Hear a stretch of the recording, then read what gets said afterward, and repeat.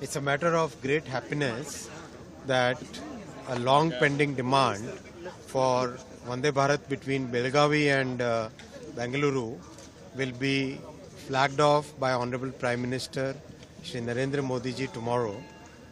This will provide very good connectivity to North Karnataka and Bengaluru, which is the IT capital of the country.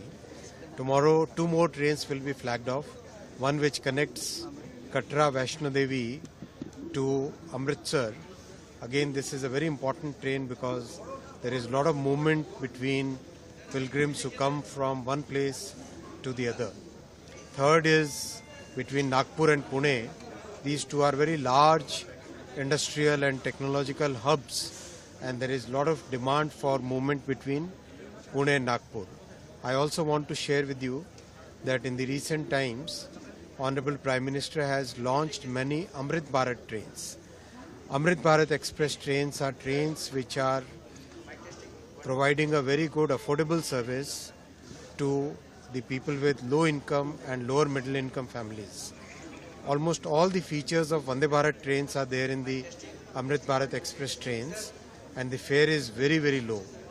This is this has proven to be a very big success for the people who want to go in search for livelihood to distant cities. Namo Bharat train has also become very successful. Both the trains running are very highly appreciated by the passengers, and now we are taking up large scale production of Namo Bharat, Amrit Bharat and Vande Bharat trains. The Vande Bharat sleeper is also about to be launched. Probably by September we should get the Vande Bharat sleeper also ready. So in a way, Honorable Prime Minister has given us a totally new generation of new railway trains.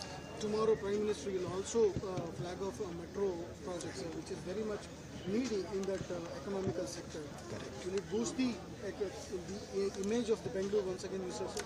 Bengaluru is the IT and technology capital of the country.